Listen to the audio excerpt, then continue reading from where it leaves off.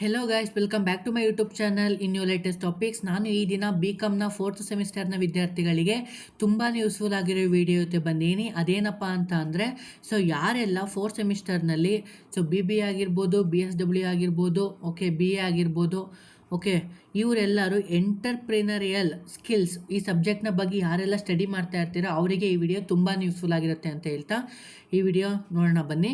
ಇದು ಮೊದಲನೇದಾಗಿ ತುಮಕೂರು ಯೂನಿವರ್ಸಿಟಿಯ ಪ್ರೀವಿಯಸ್ ಇಯರ್ ಕ್ವಶನ್ ಪೇಪರ್ ಆಗಿರುತ್ತೆ. ಇದು ಮೊದಲನೇದಾಗಿ ಯಾವಾಗಪ್ಪ ಎಕ್ಸಾಮ್ ನಡೆದಿರೋದು ಅಂತ ನೋಡೋದಾದರೆ ಆಗಸ್ಟ್ ಸೆಪ್ಟೆಂಬರ್ 2023 ಕ್ವಶನ್ ಪೇಪರು ಸಿಗುತ್ತೆ. ನೀವು ಕಾಮೆಂಟ್ ಮಾಡಿ, ಅದನ್ನು ಸಹ ತಿಳಿಸ್ಕೊಡೋ ಪ್ರಯತ್ನ ನಾನು ಮಾಡ್ತೀನಿ. ಮೊದಲನೇದಾಗಿ ಎಂಟರ್ಪ್ರಿನರಿಯಲ್ ಸ್ಕಿಲ್ಸು. ಈ ಸಬ್ಜೆಕ್ಟ್ಗೆ ಸಂಬಂಧಪಟ್ಟ ಹಾಗೆ ಇದು ಸಹ ನಮಗೆ ಒಂದು ಪೇಪರ್ ಅಂತಲೇ ಹೇಳ್ಬೋದು, ಕಂಪಲ್ಸರಿ ಪೇಪರು. ಅಥವಾ ಆಪ್ಷನಲ್ ಪೇಪರ್ ಅಂತಲೂ ಸಹ ಹೇಳ್ಬೋದು. ತೊಗೊಂಡಂಗೆ ಸಬ್ಜೆಕ್ಟ್ ತೊಗೊಂಡಂಗೆ ಇರುವಂತೆ ಇದು ಸಹ 60 ಮಾರ್ಕ್ಸಿಗೆ ಇರುವಂಥ ಕ್ವಶನ್ಸು. ಇದು ಸಹ ನಮಗೆ MCQ 2 ಮಾರ್ಕ್ಸ್, 4 ಮಾರ್ಕ್ಸ್, 12 ಮಾರ್ಕ್ಸಿಗಿರುತ್ತೆ. ಎಂಟರ್ಪ್ರಿನರ್ ಸ್ಕಿಲ್ಸ್ ಯಾರೆಲ್ಲ ತೊಗೊಂಡಿದ್ದೀರಾ ಅವರಿಗೆ ಈ ವಿಡಿಯೋ ತುಂಬ ಇಂಪಾರ್ಟೆಂಟು. ಅದು ಎಕ್ಸಾಮ್ ಪಾಯಿಂಟ್ ಆಫ್ ವ್ಯೂ ಎಲ್ಲ ಕ್ವಶನ್ ಸಹ ಇಂಪಾರ್ಟೆಂಟ್ ಆಗಿರುತ್ತೆ. ಅದರಲ್ಲಿ ಮೊದಲೇದಾಗಿ ಈ ವಿಡಿಯೋ ಶುರು ಮಾಡೋಕ್ಕಿಂತ ಮುಂಚೆ ನಮ್ಮ ಚಾನಲ್ನ ಸಬ್ಸ್ಕ್ರೈಬ್ ಮಾಡ್ಕೊಂಡಿಲ್ಲ ಅಂದರೆ ತಪ್ಪದೇ ಸಬ್ಸ್ಕ್ರೈಬ್ ಮಾಡಿಕೊಂಡು ನಮ್ಮ ಚಾನಲ್ನ ಬೇರೆಯವರಿಗೆ ಶೇರ್ ಮಾಡಿ, ನಿಮ್ಮ ಫ್ರೆಂಡ್ಗಳಿಗೂ. ಅವರಿಗೂ ಸಹ ಈ ವಿಡಿಯೋದಿಂದ ಅವರಿಗೂ ಸಹ ಇನ್ಫಾರ್ಮೇಷನ್ ಸಿಗಲಿ. ಮತ್ತು ಈ ವಿಡಿಯೋಗೊಂದು ಲೈಕ್ ಕೊಡಿ ಇಷ್ಟ ಆದರೆ, ಮತ್ತು ಬೇರೆ ಬೇರೆ ನಿಮ್ಮ ಫ್ರೆಂಡ್ಗಳಿಗೂ ಶೇರ್ ಮಾಡಿ. ಏನಪ್ಪ ಅಂತ ಅಂದರೆ ಎಂಟರ್ಪ್ರಿನರಲ್ ಸ್ಕಿಲ್ಸ್ ಮೊದಲಾಗಿ ನಿಮ್ಗೆ ಆಬ್ಜೆಕ್ಟಿವ್ಸ್ ಇದೆಯಾ, ಆಮೇಲೆ 2 ಮಾರ್ಕ್ಸಿಗೆ ಇದೆಯಾ, ಅವೆಲ್ಲ ಹೇಳಿದ್ನಲ್ಲ, 4 ಮಾರ್ಕ್ಸು, 12 ಮಾರ್ಕ್ಸು. ಅದರಲ್ಲಿ ಮೊದಲನೇದಾಗಿ ನಮ್ಮ ತುಮಕೂರು ಯೂನಿವರ್ಸಿಟಿದು ಪೇಪರು 2024ದು. ಅದರಲ್ಲಿ MCQ ಕ್ವಶನ್ಸ್ ನೋಡೋದಾದರೆ, ಫಸ್ಟ್ನೇ MCQ questions, who propounded the economic theories of entrepreneurship. ಅಂದರೆ ಉದ್ಯಮಶೀಲತೆ ಆರ್ಥಿಕ ಸಿದ್ಧಾಂತವನ್ನು ಯಾರು ಪ್ರತಿಪಾದಿಸಿದರು? ಅದಕ್ಕೆ ಆಪ್ಷನ್ ಕೊಟ್ಟಿದ್ದಾರೆ ನೋಡಿ. JA Schumpeter, next Harvard's business school, both 1 and 2, none of the ಹೆಬೋ. ಇದಕ್ಕೆ ಆನ್ಸರ್ ನೋಡೋದಾದರೆ, ಯಾರು ಎಕನಾಮಿಕ್ ಥಿಯರೀಸ್ ಎಂಟರ್ಪ್ರಿನರ್ಶಿಪ್ನ ಪ್ರಪೌಂಡೆಡ್ ಮಾಡಿದ್ದು ಅಂತ ಅಂದರೆ, ಯಾರು ಪ್ರತಿಪಾದಿಸಿದ್ರು ಅಂತ ನೋಡಿದ್ರೆ JA ಶುಪೀಟರ್.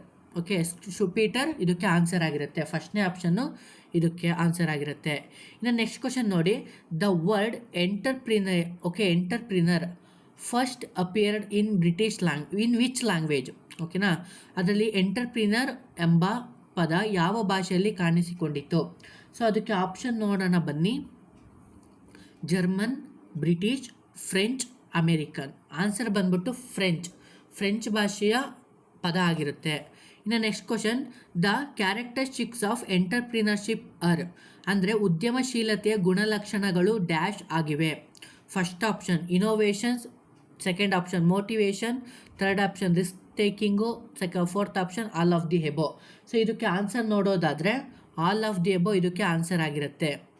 ಇನ್ನು next question. The advantages of make in India project is ಅಂದರೆ ಮೇಕ್ ಇನ್ ಇಂಡಿಯಾ ಯೋಜನೆಯ ಅನುಕೂಲತೆ ಡ್ಯಾಶ್ ಆಗಿದೆ. First option boost India economic growth, second option discourage direct foreign investment, next decline job opportunities, fourth option flexibility.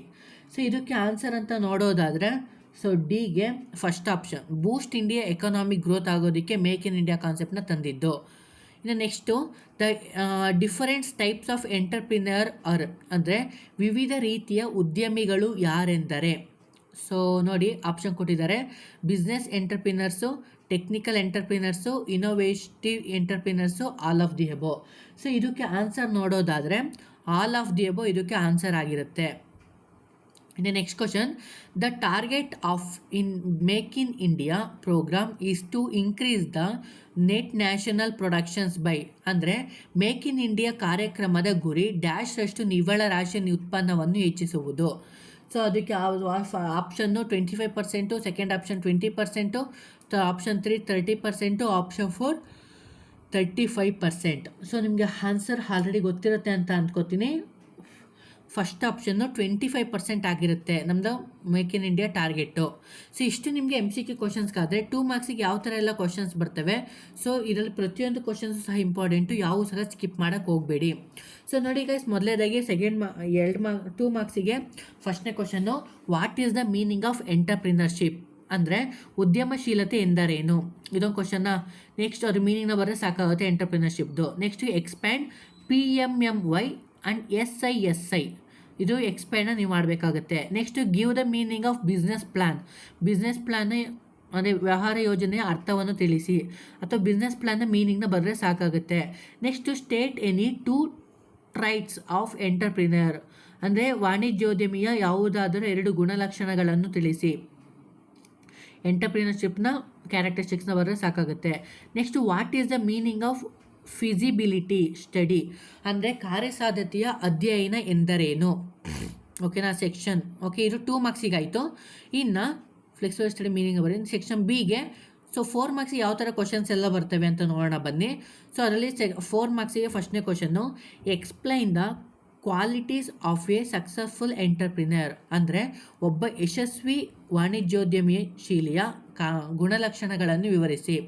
ಅಂದರೆ entrepreneur ಅಂದರೆ successful ಎಂಟರ್ಪ್ರಿನರ್ನ ಮೀನಿಂಗ್ನ ಬರೀರಿ, ಅನಂತರ ಅದು ಕ್ವಾಲಿಟೀಸ್ನ point ಹಾಕಿ ಎಕ್ಸ್ಪ್ಲೇನ ಮಾಡಿ. Next right A short note on ಪ್ರಧಾನಮಂತ್ರಿ ಮುದ್ರಾ ಯೋಜನಾ. ಅಂದರೆ ಪ್ರಧಾನಮಂತ್ರಿ ಮುದ್ರಾ ಯೋಜನಾದಲ್ಲಿ 3 ಸ್ಟೆಪ್ಸ್ ಬರ್ತಾವಲ್ಲ ಲೋನ್, ಯಾವುದು? ಓಕೆ, ಆ 3 ಬರ್ತವೆ, ಅದು ನೀಟಾಗಿ ಎಕ್ಸ್ಪ್ಲೇನ್ ಮಾಡಿ.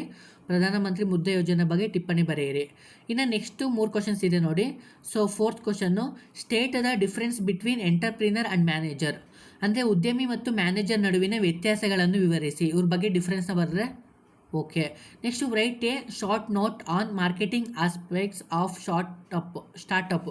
ಅಂದರೆ ಸ್ಟಾರ್ಟಪ್ಗಳಿಗೆ ಇರುವ ಮಾರುಕಟ್ಟೆ ಅನುಸರಣೆ ಕುರಿತು ಟಿಪ್ಪಣಿ ಬರೆಯಿರಿ. ಸ್ಟಾರ್ಟಪ್ ಮಾರ್ಕೆಟ್ ಆಸ್ಪೆಕ್ಟ್ನ ಬಗ್ಗೆ ನಾವಿಲ್ಲಿ ನೋಟ್ನ ಬರೀಬೇಕಾಗುತ್ತೆ. Next explain the types of feasibility analysis. So ಈ ಸತಿನ ಕೇಳೋ ಚಾನ್ಸಸ್ಸು ತುಂಬ ಇದೆ ಈ ಕ್ವಶನ್ಸು. ನೆಕ್ಸ್ಟ್ ನೋಡಿ, ಫಿಸಿಬಿಲಿಟಿ ಅನಾಲಿಸಿಸ್ ಟೈಪ್ಸ್ ನೀವು ಇಲ್ಲಿ ಬರೀಬೇಕು. ನೆಕ್ಸ್ಟು 12 ಮಾರ್ಕ್ಸಿಗೆ. ಸೊ ತುಂಬ ಇಂಪಾರ್ಟೆಂಟ್ ಆಗಿರೋ ಕ್ವಶನ್ಸ್ಗಳು, ಎಲ್ಲೂ ಸಹ ಸ್ಕಿಪ್ ಮಾಡಬೇಡಿ. ಸೊ ನೋಡಿ, who is the entrepreneur. So explain the types of entrepreneur. ಅಂದರೆ ವಾಣಿಜ್ಯೋದ್ಯಮಿ ಎಂದರೆ ಯಾರು, ವಾಣಿಜ್ಯೋದ್ಯಮಿಯ ವಿಧಗಳು ವಿವರಿಸಿ.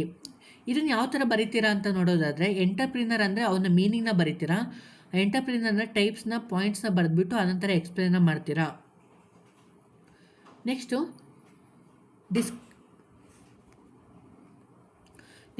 ನೆಕ್ಸ್ಟ್ ಕ್ವಶನ್ ನೋಡಿ, describe the role of entrepreneur of development of economy of India. ಅಂದರೆ ಭಾರತದ ಆರ್ಥಿಕ ಅಭಿವೃದ್ಧಿಯಲ್ಲಿ ವಾಣಿಜ್ಯೋದ್ಯಮಿಯ ಪಾತ್ರವನ್ನು ವಿವರಿಸಿ.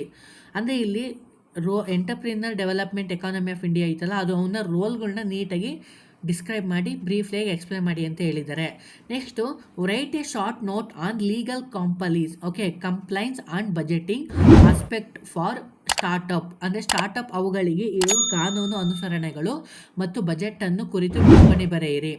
ಓಕೆನಾ, ಅದೊಂದು ನೋಟ್ನ ಬರ್ಕೊಬೇಕಾಗುತ್ತೆ. Next mention and functions of ಸಿಡೋ.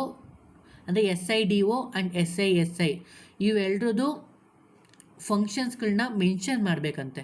So ಸಿಡೋದೊಂದು 7 ಪಾಯಿಂಟನ್ನ 8 ಪಾಯಿಂಟ್ನ ಮೆನ್ಷನ್ ಮಾಡಿ, ಸಿಸ್ಸಿ ಇದರಿಂದನೂ ಒಂದು 7ರಿಂದ 8 ಪಾಯಿಂಟ್ನ ಮೆನ್ಷನ್ ಮಾಡಿ ಸಾಕಾಗುತ್ತೆ. Next explain the difference institutions and scheme in promoting entrepreneur. ಅಂದರೆ ವಾಣಿಜ್ಯೋದ್ಯಮದ ಉತ್ತೇಜನಕ್ಕಾಗಿ ಲಭ್ಯವಿರುವ ಸಂಸ್ಥೆಗಳು ಮತ್ತು ಯೋಜನೆಗಳನ್ನು ವಿವರಿಸಿ. ಓಕೆನಾ. Okay, institutions and scheme of promoting entrepreneur ಇದ್ರ ಬಗ್ಗೆ ಡಿಫ್ರೆನ್ಸ್ಗಳನ್ನ ನೀಟಾಗಿ ಎಕ್ಸ್ಪ್ಲೇನ್ ಮಾಡಿದ್ರೆ ನಿಮಗೆ ಒಳ್ಳೆ ಸ್ಕೋರ್ ಆಗುತ್ತೆ. ಓಕೆ, ಇಷ್ಟು ಸಹ. ಸೊ ಯಾವುದಪ್ಪ ಪೇಪರ್ ಅಂತ ನೋಡೋದಾದರೆ ಈಸಿ, ಅಂದರೆ ಎಂಟರ್ಪ್ರಿನಿಯರಲ್ ಸ್ಕಿಲ್ಸ್ ಅಂತ ಏನು ಈ ಪೇಪರ್ ಇದೆಯಲ್ವಾ, ಈ ಪೇಪರು ನಿಮಗೆ ತುಂಬಾ ಯೂಸ್ಫುಲ್ ಆಗಿರುತ್ತೆ ಅಂತ ಈ ವಿಡಿಯೋನ ಇಲ್ಲಿಗೆ ಎಂಡ್ ಮಾಡ್ತೀನಿ. ಸೊ ಇಲ್ಲಿಗೆ ನಿಮ್ಮ 4th ಸೆಮಿಸ್ಟರ್ BComನ ಎಲ್ಲ ಪೇಪರು ಸಹ ಎಕ್ಸ್ಪ್ಲೇನ್ ಮಾಡಾಗಿದೆ. ಸೊ ಇದು ನನ್ನ ಚಾನಲ್ ಆಲ್ರೆಡಿ ಪ್ಲೇ ಲಿಸ್ಟಲ್ಲಿರುತ್ತೆ, ಅಥವಾ ನೀವು ಬೇಕಾದ್ರೆ ಸರ್ಚ್ ಮಾಡ್ಕೊಂಡು ನೋಡ್ಕೊಬೋದು. ಸೊ ಎಲ್ಲ ರೀತಿಯ ವೀಡಿಯೋಸು ನನ್ನ ಚಾನಲ್ನಲ್ಲಿ ಅವೈಲಬಲ್ ಇದೆ. ಸೊ ನೀವು ಬೇಕಾದರೆ ಎಲ್ಲ ವೀಡಿಯೋಸ್ಗಳ್ನು ಈ ವಿಡಿಯೋಲಿ ಟ್ಯಾಗ್ ಮಾಡಿರ್ತೀನಿ ಹಿಂಡಲ್ಲಿ. ಸೊ ಇಲ್ಲೂ ಸಹ ಸಿಗುತ್ತೆ ಅಂತ ಹೇಳ್ತಾ, thank you guys, bye, see you. Next ವೀಡಿಯೋದಲ್ಲಿ ಸಿಗ್ತೀನಿ. ಅಲ್ಲಿವರೆಗೂ ಟಾಟಾ, ಬಾಯ್, ಸಿ ಯು.